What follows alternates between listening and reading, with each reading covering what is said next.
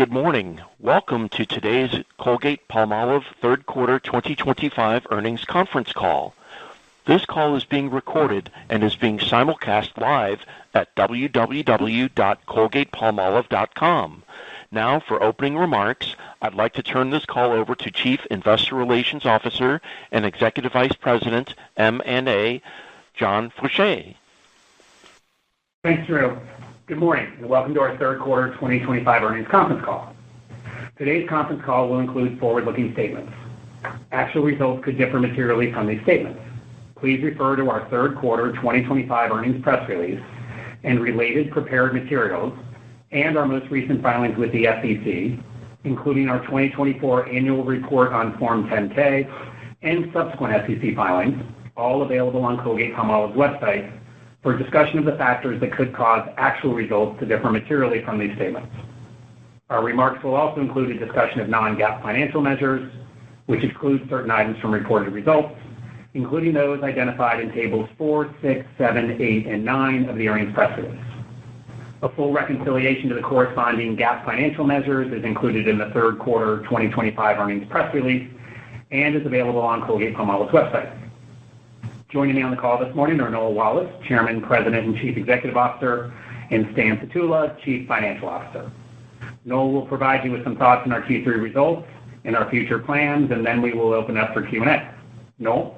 Thanks, John, and good morning, everyone. Thanks for joining us today as we discuss our Q3 results, and more importantly, the steps we are taking to accelerate our performance in this volatile operating environment. Importantly, focused on the priorities and actions set out in our 2030 strategy. As you will hear today, consumer uncertainty, tariffs, geopolitics, high-cost inflation, and other factors are all pressuring sales and profit growth across the consumer sector. Despite these headwinds, we are operating with determination and focus. We have healthy brands in growing categories with strong market shares and a diverse global footprint, with nearly 50% exposure to faster growth emerging markets and a best-in-class global supply chain to service that demand. We remain committed to our goals of delivering organic sales growth, net sales growth, and dollar-based EPS growth, and to our capital allocation priorities to drive total shareholder return towards the top end of our peer group. We have done that over the past 5 years and have confidence in our ability to continue to do that. What drives this confidence is our ability to execute on our 2030 strategy to accelerate change as we adapt to this complex and changing environment. Coming off our 2025 strategic plan, we have improved our innovation, built and scaled our capabilities, improved our organic sales and market share performance, and delivered consistent annual dollar-based EPS growth. This is the perfect time for our strategic transition as we're coming off our 2025 plan, which built the organizational muscle necessary to execute our strategy and focus on global alignment. This is not wholesale change, but rather we are working to accelerate the rate of change as we embark on our 2030 strategy. We have made and are continuing to make the changes that are required to drive outperformance, and over the strategic time horizon of our 2030 strategy, we will emerge a stronger and more effective company. As I outlined in September, we are taking concrete, intentional steps to accelerate our growth going forward. Steps that will drive performance in any market environment, but particularly important now.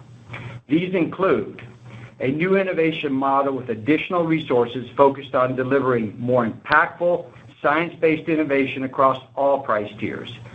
This new model includes investment in people, process improvement, and resources and tools, including AI, to make us faster and better able to prioritize the innovative products and packaging that matter most to our customers and consumers.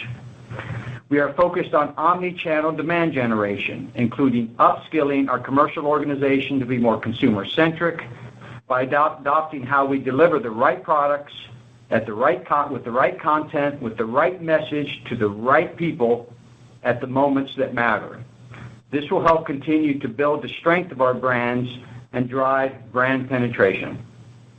Having scaled new capabilities we prioritize as part of our 2025 strategy, including digital, data, analytics, and AI, we will drive more dynamic change by accelerating our investments and efforts in areas like RGM and agentic AI, working to drive efficiency, disrupt our own processes, and integrate new ways of working across the company.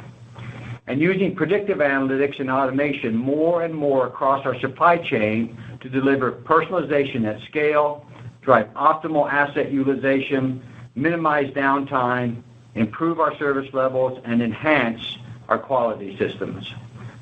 Underpinning many of these initiatives is our Strategic Growth and Productivity Program.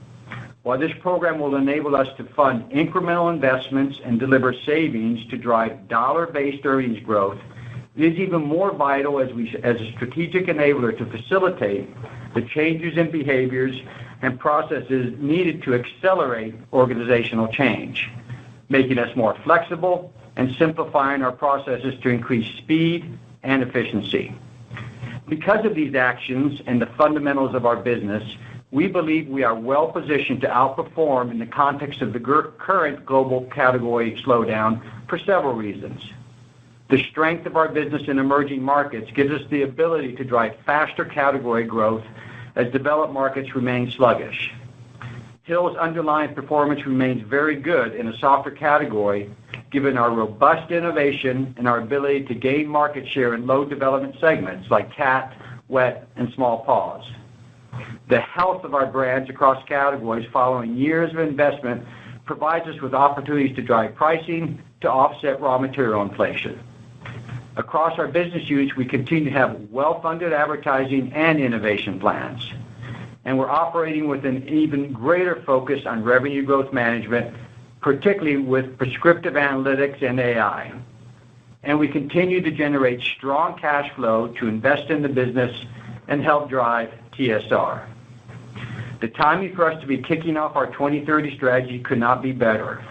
We are seizing this moment as the 34,000 Colgate-Palmolive people around the world work to deliver on the change needed to re-accelerate growth and outperform. And with that, I'll take your questions. We will now begin the question and answer session. To ask a question, you may press star then one on your touch-tone phone. To withdraw your question, please press star then two. Please limit yourself to one question. If you have further questions, you may re-enter the question queue. Once again, if you would like to ask a question, please press star then one. The first question comes from Dara Mohsenian with Morgan Stanley. Please go ahead. Hey, good morning. Hey, Dara. Good morning. So clearly a difficult operating environment here in terms of category growth and household products, as you mentioned, Noel, with all the consumer pressure points. Can you just give us some perspective on if you expect the category softness to linger as we look out to 2026?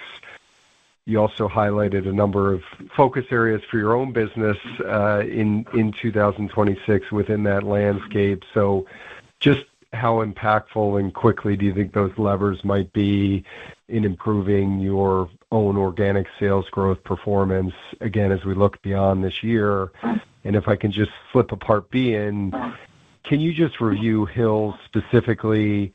Volume mix dropped off in the quarter. I know there's some factors exaggerating that, but it did look like the underlying performance was perhaps weaker. So just an update on pet category trends and Hill's market share performance specifically would also be helpful. Thanks. Great. Thanks, Dara. So, clearly a lot of volatility in the market, particularly in the quarter. We're seeing month-to-month swings that are, quite frankly, pretty surprising through the quarter. August was very difficult, but September shipments did get better, but just not enough to make up for the August softness we saw. So if I look back at my upfront comments, which I think clearly lay out exactly how we're thinking about the business, both short-term and long-term, as we switch to our 2030 strategy, we feel we're in a position of strength here. We're executing against the changes that we implemented through 2025 and the new changes that we believe contemplate the current environment, which we expect to continue in the short term, certainly to be sluggish. The SGPP will provide the right organizational structure and the capabilities while funding, importantly, increased investment in helping us drive that dollar-based earnings per share growth we talked about.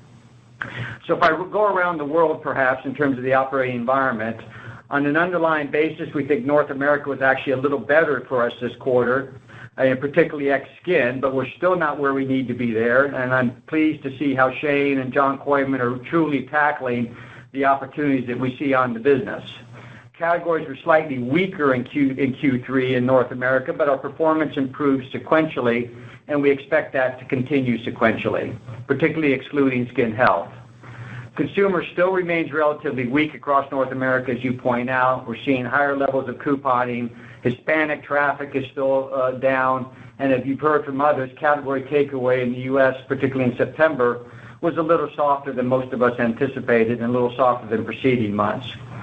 So if I move on, again, we expect that to continue, but this SGPP plan, Dara, what I'm really trying to get across here is we're anticipating a continued sluggishness, but we're making the changes necessary to stimulate growth not only for our business, but for the categories, and that's going to be consistent all over the world.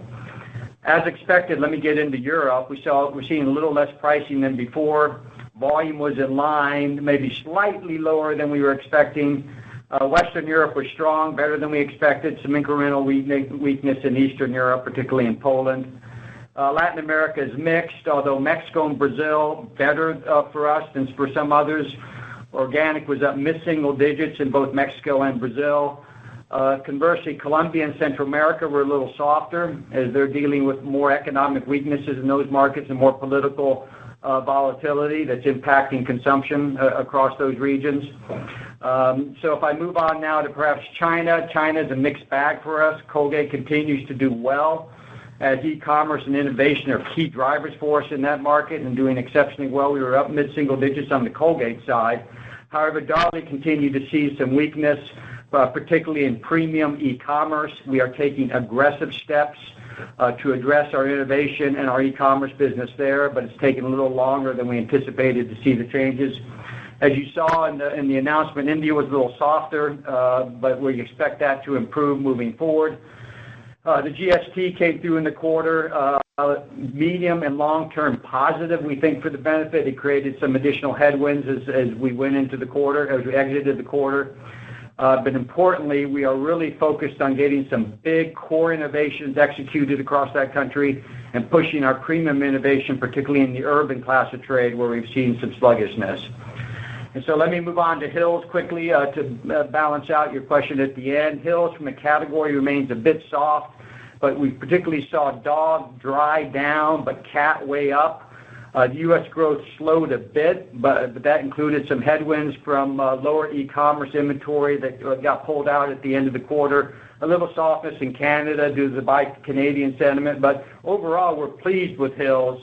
If you take ex-private label up, some good growth there, and we're gaining share there across almost every strategic growth segment there is. And that, again, is, I think, a testament to the strategy we put in place the last couple of years, the increased capacity we have in areas like wet, and we obviously are expecting the category to remain a little bit sluggish in the short term, but the opportunities for growth remain real, and particularly in those faster growing segments like cat and wet, and we believe we've got the plans in place to do that. So despite a positive growth in our categories, but slower than we anticipated in the quarter, raw material inflation, tariffs, obviously some trade destocking, we're still delivering dollar-based earnings per share and strong cash flow. And overall, that's exactly how we expect the business to continue to trend. The next question comes from Peter Grom with UBS. Please go ahead. Great, thank you. Good morning, guys. Peter. I wanted to ask on Latin America. I just wanted to ask on Latin America. So first, just the prepared remarks, there was a comment regarding a decline in oral care due to the replacement of trade inventories in connection with the formula change. So can you just give more color on what happened there, and is there a way to quantify the impact it had on the quarter? And then second, and related, growth in the region has been more in this low single-digit range this year as pricing has moderated. And Noel, your commentary to Dara's question was helpful. Well, just as we look ahead, would you expect more of the same, or do you see an opportunity for growth to improve from here? Thanks. Sure. Thanks, Peter. Latin America organic was 1.7, but if you which includes 150 basis points negative from the volume impact from the Colgate Total replacement, which I'll talk to perhaps in a second here. As I mentioned just a second ago, we were pleased with Mexico and Brazil, both up around 4%. So overall, those markets continue to perform well. Pricing is improving, but a little bit at the expense of volume. We saw volume a little bit sluggish in our categories, not to be expected given some of the prolonged pricing we've taken there. So let me explain a little bit more on Colgate Total. Globally, through the third quarter, Colgate Total continues to do well, driving organic sales growth and premiumization as we've been able to take pricing on this pretty significant innovation. We've rolled it out around the world with new regimen claims and on toothpaste, mouthwash, and toothbrush, and seeing some good share growth in general around the world. So we're pleased with that.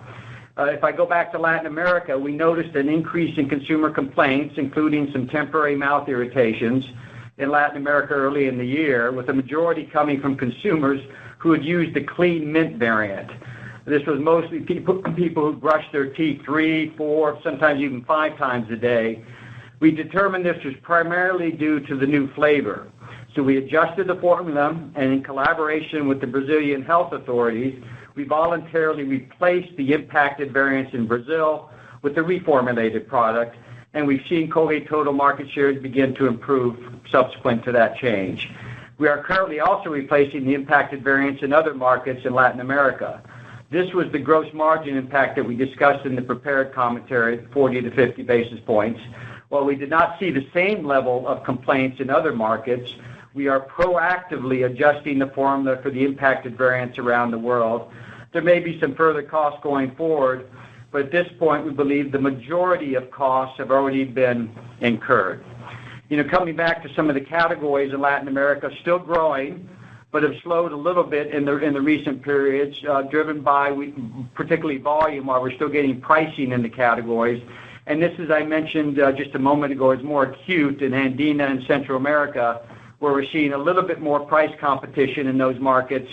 We're making the necessary changes to adjust to that, and we're working on sharpening our price points to improve our volume shares. Overall, Latin America, volume shares for our total oral care business were flat, slightly down in value, as I mentioned, due to perhaps the total replacement. We're starting to see those shares come back nicely. The next question comes from Kaumil Gajrawala with Jefferies. Please go ahead. But don't cry for anybody who is spending all that money on it. Excuse me, Camille. Please go ahead with your question. On 8 a year. 8 moments a year. Go to the next question. The next question comes from Filippo Falorni with Citi. Please go ahead. Hi, good morning, everyone. Good morning. On the Asia Pacific business, Noel, you mentioned the GST tax change, obviously impact on India.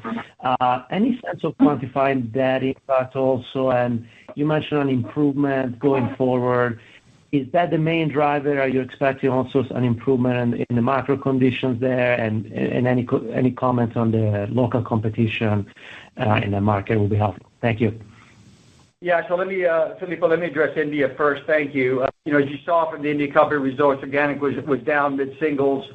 Underlying demand in India, mostly in the urban part, tends to be a bit sluggish. Rural seems to be holding up okay. We had very difficult comparisons, as you well know. Pleasingly, comps get easier, and we feel we've got really good plans moving forward, and we expect better performance in the fourth quarter and returning, obviously, to growth in 2026. The GST tax in our categories, particularly oral care and toothpaste, went from 18% to 5%. As you can imagine, this led to some price reductions and disruptions in trade inventories. I think our team did a really good job to manage that and get ahead of it and get it cleaned up as we move into the fourth quarter. Longer term, we would expect the GST reduction to benefit consumption in the category, which has been challenged by the inflationary pressures there. So overall, we think this will be a net positive for us. Moving forward, we're obviously very focused on addressing some of the sluggishness we're seeing in the rural areas. We've got a strong premiumization strategy to continue to grow share in the modern trade, and particularly in urban areas. And we'll be reviewing that business in detail with the teams next week, but we're excited about some of the strategic areas that we're going after and the long-term growth potential of that market. The next question comes from Robert Ottenstein with Evercore ISI. Please go ahead. Great. Thank you very much. First, a quick follow-up just on Latin America. If you can give us just a sense of, where the market shares ended up with the relaunch and, your thought of the impact of the formula change on that. And do you, what is the outlook for 2026? And then my main question is on the drugstore channel in the U.S.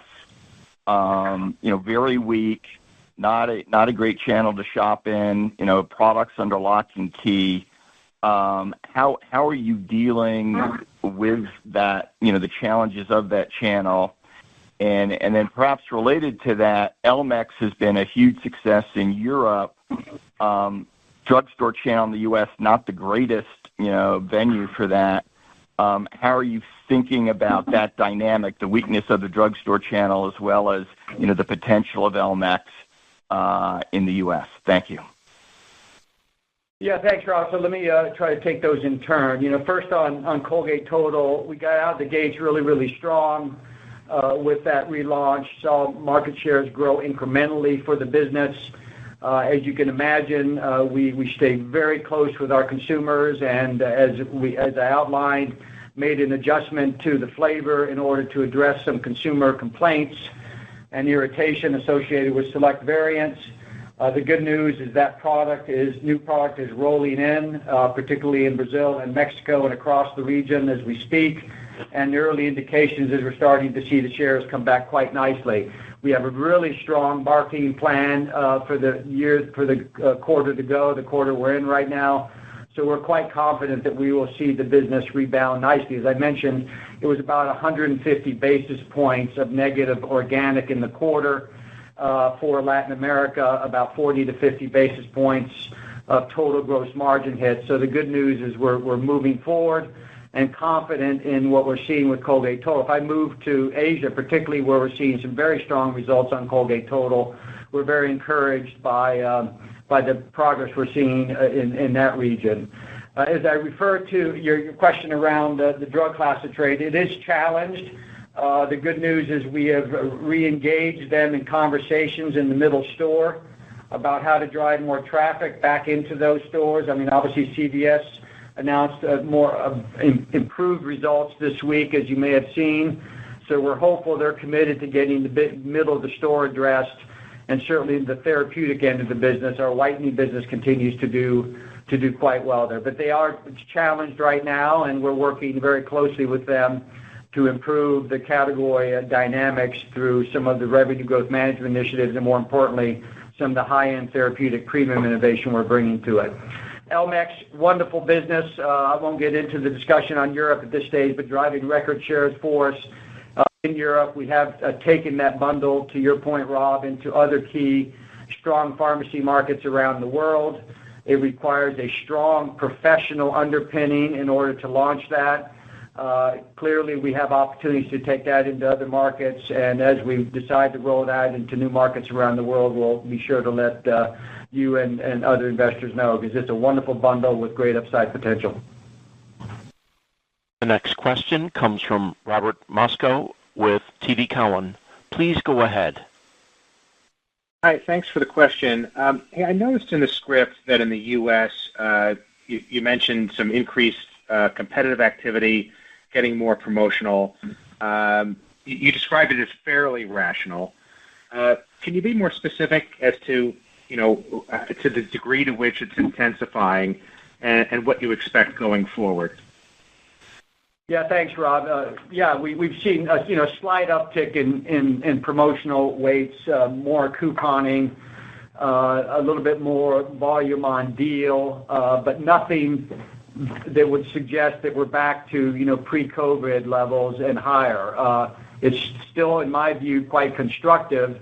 But you can imagine, as we've seen some volume slowdown in the categories in which we compete, I think all of the retailers and all the competitors are looking for solutions in order to drive more turn and more velocity in store, and ultimately that turns to volume. What's interesting is when you look at the volume characteristics in the U.S., we still see the premium and the super premium growing very, very nicely. It's the value-oriented brands or SKUs or a segment, as well as the mid-price segment, that seems to be suffering. And importantly, as I outlined in our 2030 strategy, we are very deliberately looking at more core innovation across our franchises to stimulate more demand, particularly at the lower end, while we continue to focus on the significant growth opportunity we have in the premium segment around the world. So the strategy is much more intentional in getting more innovation out to stimulate demand, not only here in North America, but around the world. The next question comes from Lauren Lieberman with Barclays. Please go ahead. Great, thanks so much. Just wanted to ask about the pricing environment in Europe. And we had a few years, obviously, post-COVID, where there's pretty constructive pricing. This quarter still positive, but just curious about kind of the longer-term outlook and ability to keep driving positive price in Europe. Thanks. Yeah, thanks, Lauren. Good morning. So, clearly, as we've said, we're really pleased with continued pricing in Europe, and I think we've learned a lot in the last couple years on how to manage price effectively, notwithstanding the fact that it will continue to be a challenge in the longer term, getting positive pricing every quarter. But we have certainly built a much stronger muscle on the importance of ramping up our innovation. And again, I come back to the SGPP and the focus we have on putting more resources into innovation, and that's going to allow us to take price-based innovation, particularly at the premium side of the business, and that will be our focus. Overall, the retailers, have to be pleased with the category growth they're seeing on dollars and our ability to get pricing in the category, but it's going to be a balance. We need to bring real science-based innovation to drive the premiumation and take more pricing. I would expect that, pricing, our anticipation is that we can keep getting positive pricing as we move forward, but it will certainly be a little bit more challenged given the prolonged inflation that we've seen in the categories and our need to balance both pricing and volume growth moving forward. The next question comes from Bonnie Herzog with Goldman Sachs. Please go ahead. All right, thank you. Good morning.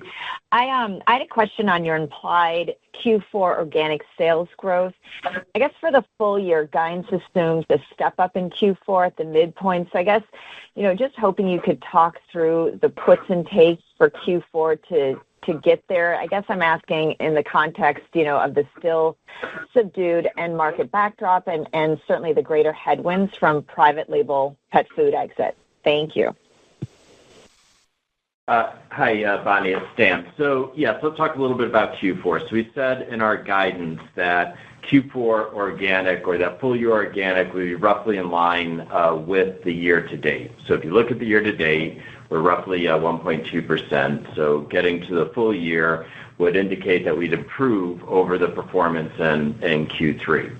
If you think about the drivers that would help there, we had an impact that Noel articulated earlier around to the total company. That's going to improve here as we go. And you also heard in both our prepared commentary and some of the questions thus far that there was some destocking in certain markets and certain products. And so as that levels out, that also becomes a benefit here heading into Q4. In addition, on private label, the impact that you saw in Q3 year-on-year will roughly be about the same impact that you'll see in Q4 as we have completely exited the private label business, but we still have that year-on-year impact. So right now, as we look at Q4 and coming off of Q3 and the momentum that we see, we feel pretty good about that, in line for our guidance of, roughly in line with the Q3 year to date, which is around 1.2%. The next question comes from Kevin Grundy with BNP Paribas. Please go ahead. Great. Thanks. Good morning, everyone. Noel, question for you. I wanted to kind of take a step back and get your thoughts on the top line challenges. How much of this you believe is cyclical versus how much you believe maybe your Colgate specific challenges?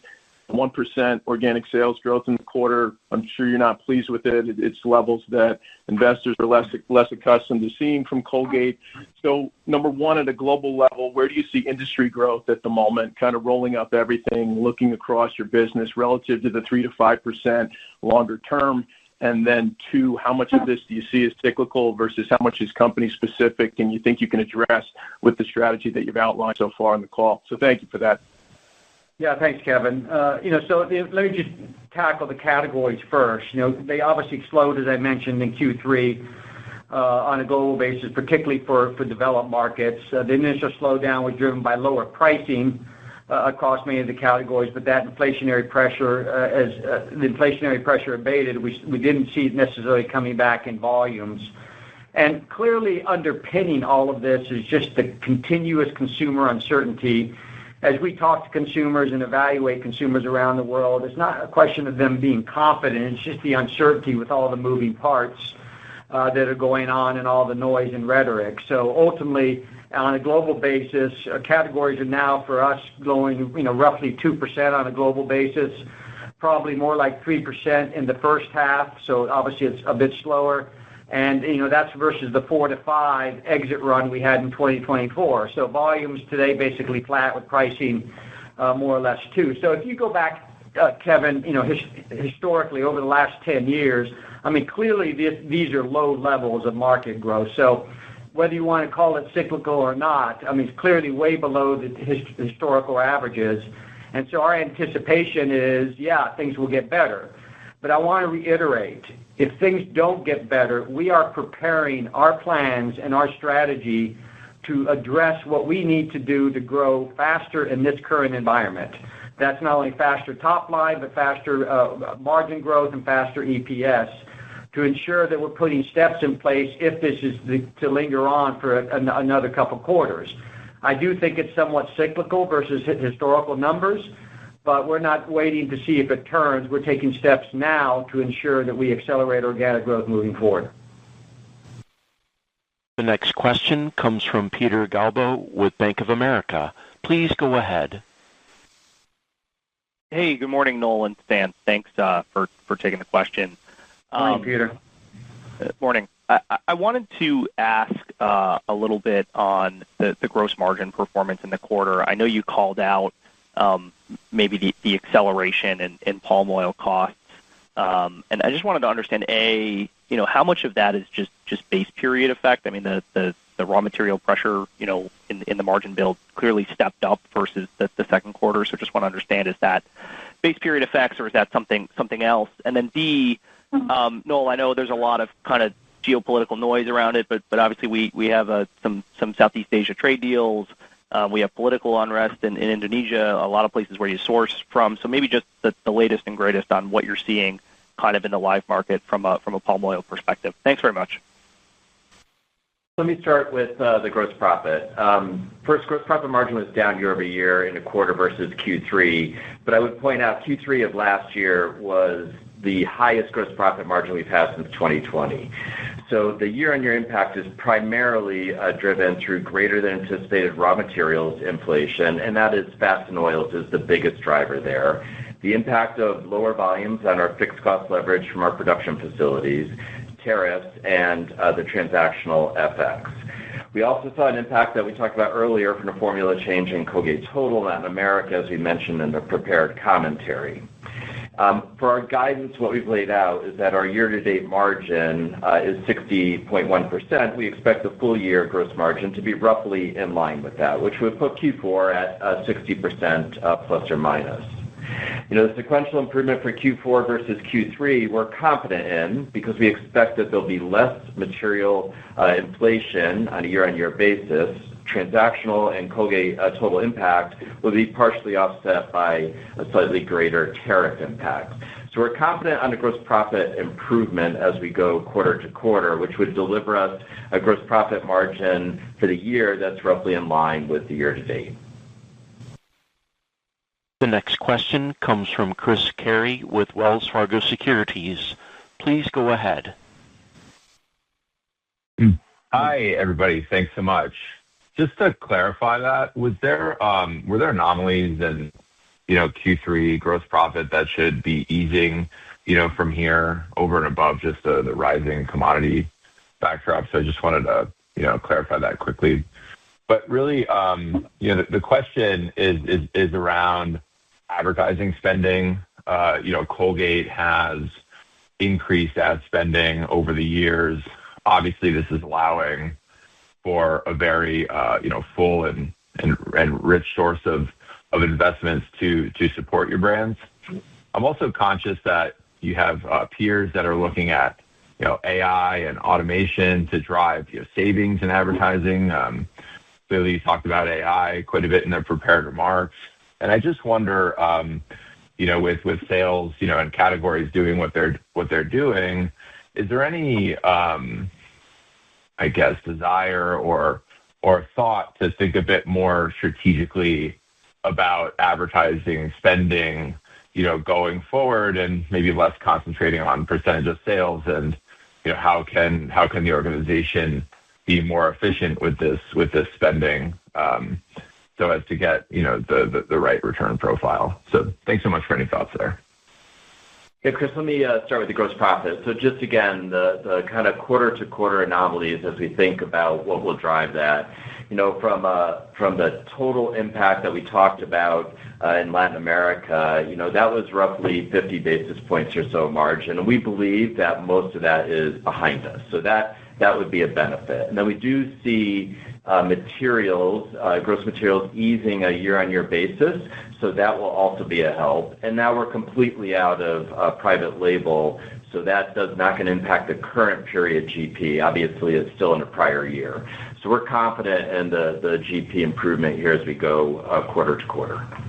Yeah, Chris, let me talk about the advertising question, because this is one I'm spending a significant amount of time on. And as we laid out our 2030 strategy, and we've talked about in previous meetings, AI and ultimately the application of AI across various vectors in our company is strategically very, very important. And we've been investing not only over the last 3 years in that space, but we'll continue to accelerate our investment there. So if I look at the year-to-date spending on advertising, roughly in line with last year's record full-year number, and we expect the fourth quarter to be roughly in line with the year-to-date. So advertising dollars and percent down slightly year-on-year as we lap obviously the strong level of spending that we had in the year-ago quarter in 2024. But we are still spending very robustly against our brands, although we pulled back a little bit in some markets where we saw the consumer is much more challenged, and we delayed some of the innovative launches that we had to later points, so we adjusted spending accordingly. But we're still spending against what we call return on investments. You're very much looking at leveraging our media efficiencies to, as you point out, to get a much better return on the overall investment. We still expect advertising to be roughly flat this year on a percent of sales basis as we move forward. And as I talked about, we will look to the savings from our SGPP to continue to fund advertising and accelerate how we're thinking about building our brands moving forward. So let me talk a little bit about AI, and this is one that certainly I've hoped that our investors have seen, that we've been really out in front of this, as I talked about at CADNY, and it's a very important focus for us and a key strategic enabler for both growth and productivity as we move into the 2030 plan. And we're very, very excited about that. We've spent a significant amount of money in the last 2 years training and upskilling our teams on horizontal AI and their ability to apply that to drive more productivity. Our independent surveys that we see would indicate that we're making strong progress versus our peer group in terms of using AI and its implementation across the company. We've launched AI hubs using the world's leading generative AI models to ensure our people have secure access to the most advanced AI capabilities. And as I think I may have mentioned at CAGNY, this is, to me, a huge unlock to drive productivity across the organization. We'll move it into the next phase, certainly as we go into 2030, more on the vertical basis, to really re-engineer our processes and drive a lot more efficiency. But I thought I could talk about a couple of the areas that we're very focused on with regards to advancing AI, and particularly as we move into agentic AI, which is the next big frontier for us that we're quite excited about. So marketing and content, we will be using generative AI, will be pivotal to transforming all of our marketing and digital strategies. We're going to significantly enhance consumer engagement through optimized, real-time, and compelling visual storytelling through AI-developed content. That's going to be exciting for us. We have some pilots in some pretty significant markets. They're showing great early success. The second big focus areas, as I mentioned in my upfront comments, is around innovation and how we're going to truly step up the quality and quantity of our innovation using AI and our ability to much more efficiently generate more consumer-centric concepts and get those tested and validated much quicker and incubated across core markets. So that's exciting for us. As we look at some of the collaboration, as we think about agentic commerce moving forward, an area that we're really thinking about collaborating closely with some of our big retailers, whether it's Walmart and OpenAI, whether it's Amazon, all of these will afford us the opportunity to unlock the potential that agentic commerce will bring, and we're certainly thinking about strategically how to make sure our brands play at the forefront of that and that exciting change that we're going to see from shopper behavior. So rest assured, AI is right central in terms of our strategic growth enablers for the 2030 strategy, and the investments that we put in place over the last couple of years, we think position us very well to continue to maximize on the trends that we're seeing with that exciting technology. The next question comes from Michael Lavery with Piper Sandler. Please go ahead. Thank you. Good morning. Thanks for the question. Good morning, Michael. Covered already. There's been good stuff already. Just maybe a couple quick ones on pet. Cats are gaining share of the U.S. pet population. You pointed out some innovation in the EU. Is there a similar shift there in terms of the market dynamics favoring cats? And you also pointed to the 20,000 distribution point gain in the U.S. Can you give a sense of maybe some of the timing and how much of that wraps into 2026? And maybe just on inventories as well, you cited a little pressure there. Are those at the right levels now, or should we expect any more retailer reductions still to come? Yeah, thanks, Michael, for the question. So, let me more broadly cover Hill's again, and I'll address in turn some of your specific questions. Overall, given the category slowdown, an impressive quarter for Hill's, and what I would characterize as pretty tough circumstances. Overall, we delivered 2.5% organic ex private label, and that came with some e-commerce inventory reductions we saw at the end of the quarter from some of our retailers. Therapeutic, which I didn't talk about in my upfront comments, continues to be a real growth driver for us. The prescription diet business is doing exceptionally well with market share growth, which is obviously helping our mix and gross margin and operating margins on that business moving forward. We saw a greater impact, as we've mentioned in the upfront comment, on private label this quarter to the tune of about 300 basis points. Clearly, strategically, we're not in the business for producing private label, so this is going to get cleaned out as we move through the fourth and into the first half of 2026, which will be terrific for the business, allow us to really focus on the short-term growth opportunities and longer-term strategic growth opportunities that we've talked about. So if I go back to the year-to-date and importantly the third quarter, we grew organic sales in almost every combination of wet, dry, treats, cat, dog, prescription diet, and science diet. So it was very broad-based strength despite the slowing category. So we're really pleased with the underlying structure of the business. Continued strong margin performance on the business. That's driven by the fundamentals, aided to be sure by a little bit lower private label. But we're obviously getting more leverage through the P&L as we continue to optimize the supply chain, and we're able to do that despite obviously softer volumes in general. And as the category remains sluggish and ultimately should come back medium and longer term, we'll get obviously more leverage moving through our facilities. We're gaining share across channels as well, which is terrific. The science-based innovation that we're bringing behind the increased brand investment is clearly working. Active biomes, multi-packs, a series of price pack architecture moves, getting better assortment in store, particularly on the growing segments like cat and wet, are generating real benefit for us. And, my compliments, obviously, to the supply chain, that with all the changes that we've executed over the last couple of years, our supply chain now really seems to be executing well. Our ramp-up of Tonganoxie, obviously unlocking a lot of opportunities for growth in the wet segment and driving more efficiency. So overall, a pretty strong performance despite the slowdown in the market. And I think, longer term, as we've always said, the dynamics of this category will continue to be excellent. Even though we're seeing some slowdown, the strategic growth segments are growing fast, and we have an opportunity to get our fair share in those segments. And lastly, I would say is the Prime acquisition that we made in Australia continues to perform really, really well, ahead of expectations. We're learning a lot about fresh in that market, and we will continue, obviously, to fuel that growth in Australia and learn from that important segment. The next question comes from Andrea Teixeira with J.P. Morgan. Please go ahead. Thank you. Good morning. Are you planning any selective pricing to offset the additional commodities headwinds? And then a second part of that is that with effects coming in better than anticipated, isn't it positive for especially LATAM transactional effects into 2026 and even in the fourth quarter as you phase out the total impact?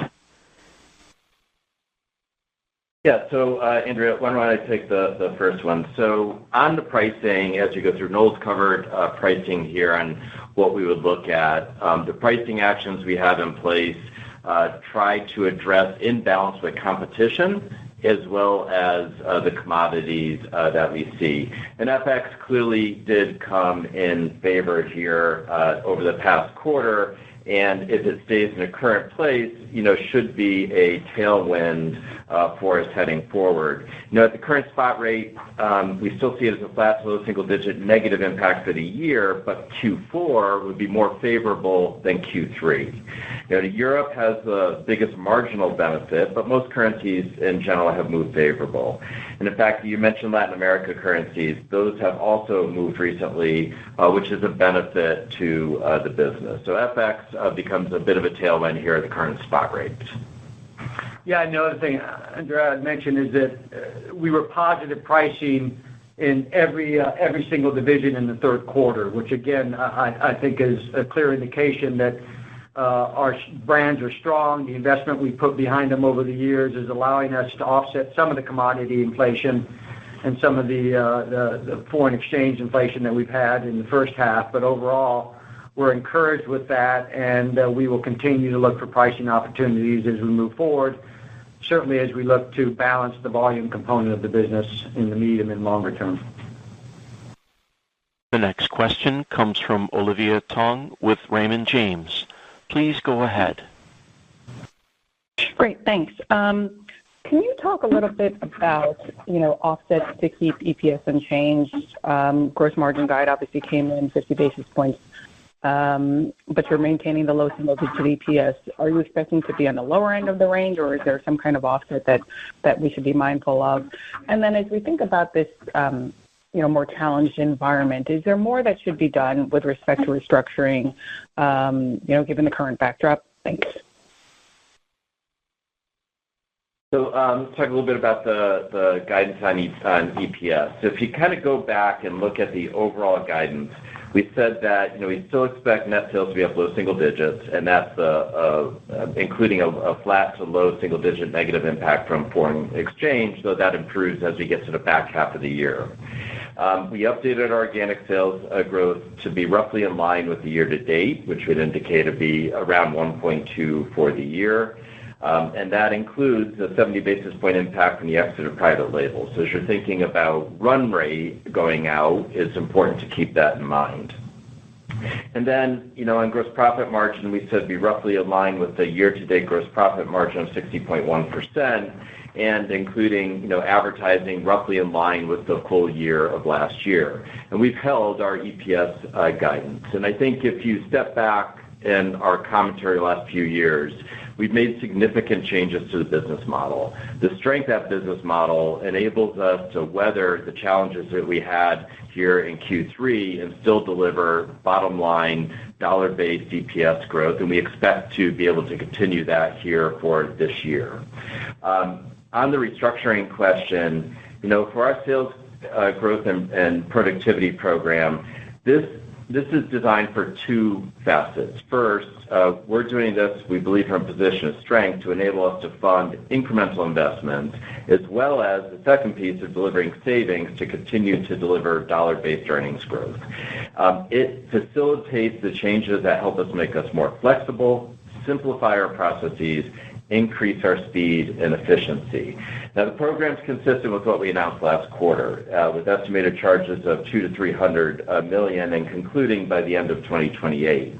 And we anticipate those kind of first charges to start to roll through in the fourth quarter.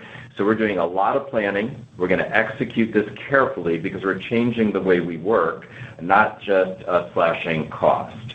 So it's important that we're looking to design and allow the future fit for our organization, which aligns with our 2030 strategy. That's going to include investments in things like omni-demand gen, increased innovation, scaling our capabilities, and Noel just covered AI and agentic AI, deep investments in those areas and educating our teams at the same time to be able to go execute that. This also will help us continue to drive flexibility and personalization in the supply chain. We talked about those investments that we made, and we think that will continue to benefit us going forward. And excuse me, Olivia, if I can just add one thing to what Stan said. We spent a lot of time over the last 12 months talking about building flexibility into the P&L. And, I think that is the key thing from that standpoint, which is, we worked all through 24 to build that. We've used some of that. We're still building flexibility in the P&L. So again, when we think about, achieving our targets, we're still continuing to think about that. And I think, if you look at the 25 results, we've had incremental tariffs. Year over year, we have foreign exchange. We've had higher raw materials, the category slowdown, what have you. It's that focus on the flexibility that allows us to get to that. And yeah, we're going to use that up as we go through the year to deal with headwinds, but that's really the focus of building that up in the first place. The next question comes from Steve Powers with Deutsche Bank. Please go ahead. Great. Good morning. And I guess picking up on some of that. So, Noel, when you step back and you think about the initiatives that you opened with and that Stan just walked through in support of SGPP, new innovation model, omnichannel diversification, RGM, et cetera, all underpinned by AI and predictive analytics. Those all seem like the right points of emphasis. But I guess, a couple of questions around that. How do you think about the upfront costs of all those things in the aggregate? Number one. Number two, to what extent are they really points of category acceleration or points of Colgate-specific differentiation versus more just the cost of doing business these days? Because if I was going to be devil's advocate, I'd say that those thematically, that's what a lot of companies are doing. And I guess all of that in terms of how that plays into your 26 planning, if you could. Thanks. Yeah, thanks, Steve. So listen, I think we clearly want to look at these as a way to gain a competitive advantage in the market, but more importantly, utilize the capabilities to drive incremental category growth for our retailers and for us. So, let me start with innovation. And we're learning a lot about how to use technology to innovate faster and to get better premium innovation in the market that's validated expeditiously in terms of how we've looked at it before. So all of that is intended on giving us a way to go to our retailers, partner with our retailers with better innovation, faster, and in more quantity than we've done before. So it's going to allow us to hopefully accelerate that if we gain a competitive advantage on that. Getting a clear understanding of how to use, let's take agentic AI, and how to make sure that we're participating in them. Once again, drives premiumization, drives more purchase intent, the three mores, more money, more households, more volume, allows us to really get much more personalized with our messaging, which will drive incremental consumption in the category. So all of that, if we believe we're doing it right and partnering with our retailers in an effective way, should drive more category growth. Now taking AI aside from the top line aspect of the company and the growth aspect, it's using it to really effectively be more productive internally within the organization. So let me take demand planning as an example. Clearly, we see real opportunities in demand planning space to use AI to more automate demand planning and demand replenishment, which allows us to generate more cash for the business and lower working capital. So clearly, opportunities for us to gain an advantage there. So, not dissimilar to how we embarked on the whole SAP journey 20 years ago, we feel technology can be a real competitive advantage for us as a company, and we're making sure we're putting the training and the investments in place. And we've been doing that for the last 3 years, given some of the flex that John mentioned in the P&L. So it's not like we're starting from square one here. Our teams are well equipped to understand the applications of technology, and we're investing in the right capital given the strong cash flow that we have to ensure that we're positioning ourselves for success moving forward. Yeah, and I just pick up on your question on the upfront cost.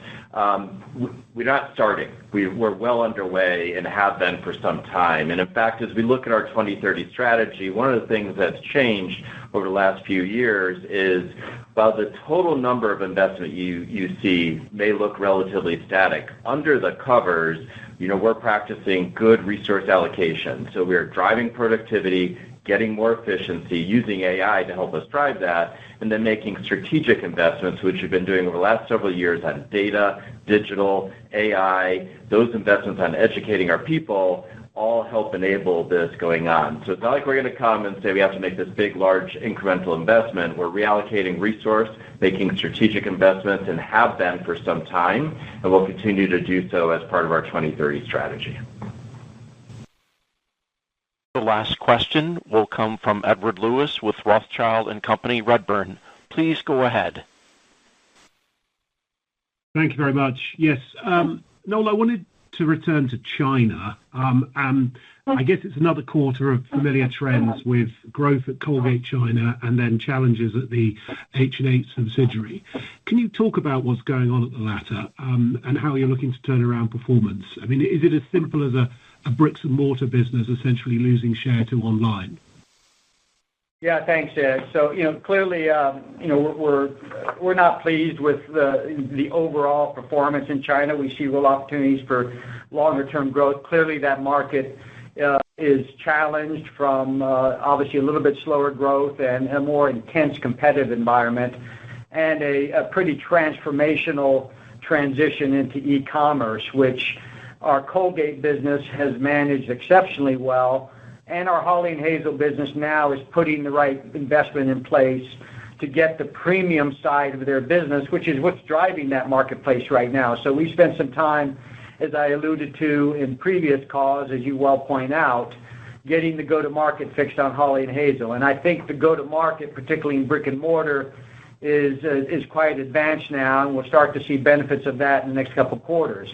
Where we're really doubling down now is on building the brand more effectively through our online communication and how we do that and move from basically a more transactional business today with some of these strong online platforms to a more strategic basis on how we advertise top of the funnel, what we talk about to build the brand and ultimately drive persuasion and conversion. And that's going to require a more deliberate focus on how we spend our money online, with intentionality in my view, and a better understanding of how Colgate has done it successfully, which we're sharing those learnings. And then more importantly, getting the premium side of the Hawley & Hazel business stepped up. And excited that we've got a pretty significant premium innovation coming in the fourth quarter, which they will introduce, and they're really ramping up the 26 grids to ensure that we have much more online e-commerce ready products to launch to that segment of the market, which seems to be growing quite nicely. This concludes the Q&A portion of our call. I will now return the call to Noel Wallace, Colgate-Palmolive's Chairman, President, and CEO, for any closing remarks. So thanks, everyone, for your questions. Not a lot more to add, but obviously, while the external environment provides challenges, I hope you feel we are very confident in our ability to continue to execute against our strategy. We're particularly excited about the changes we're making to adapt to the current environment to ensure that we accelerate growth both for Colgate-Palmolive and for our retailers. And let me make sure I thank, again, the incredible, tireless effort by Colgate people all around the world to continue to drive our results, and we look forward to talking to you again in the first quarter. Thanks, everyone. The conference has now concluded. Thank you for attending today's call. You may now disconnect.